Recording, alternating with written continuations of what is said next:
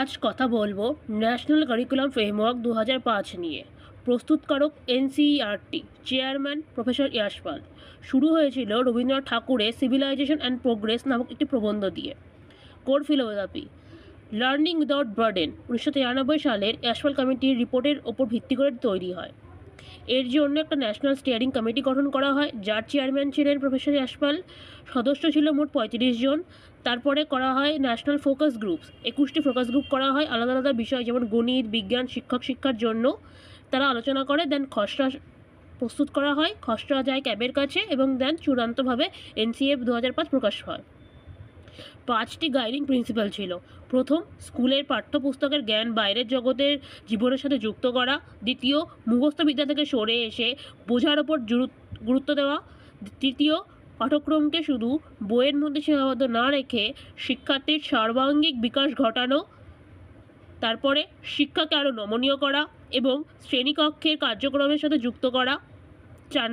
5 নম্বর, গণতান্ত্রিক কাঠামোর মধ্যে শিক্ষার্থীদের আদর্শ নাগরিক হিসেবে গড়ে তোলা। এবার দেখব লার্নিং এবং নলেজের প্রকৃতি সম্পর্কে। প্রথমেই গঠনবাদ। শিক্ষার্থীরা নিষ্ক্রিয় শ্রোতা নয়, তারা অ্যাক্টিভ লার্নার্স। তারা নিজের পরিবেশ এবং অভিজ্ঞতার মাধ্যমে শেখে। রোল অফ টিচার্স এখানে কী হবে? শিক্ষক এখানে একজন ফেসিলিটেটর হিসেবে কাজ করবেন, জ্ঞান বিতরণকারী হিসেবে নয়। এর আরেকটি মূল যে সাজেশন ছিল সেটা ছিল ত্রিভাষা সূত্র বা 3 ল্যাঙ্গুয়েজ ফর্মুলা, যেখানে প্রথম ল্যাঙ্গুয়েজ হবে মাতৃভাষা বা আঞ্চলিক ভাষা। দ্বিতীয় ল্যাঙ্গুয়েজ হবে হিন্দি ভাষী রাজ্যগুলির জন্য ইংরাজি বা অন্য কোনো আধুনিক ভারতীয় ভাষা। অহিন্দি ভাষী রাজ্যগুলির জন্য, যেমন পশ্চিমবঙ্গ, এখানে হবে হিন্দি বা ইংরাজি।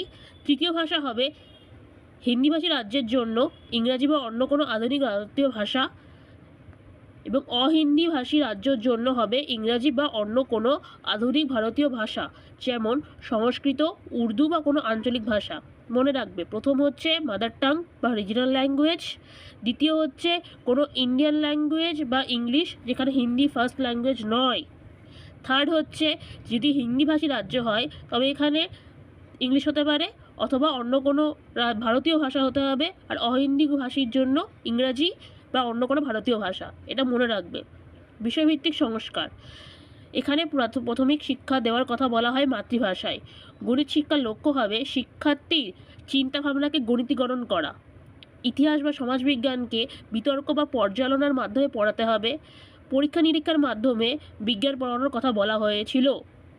এখানে সবথেকে বড় যে একটা রেকমেন্ডেশন দেওয়া হয় সেটা হচ্ছিল সিসিই, অর্থাৎ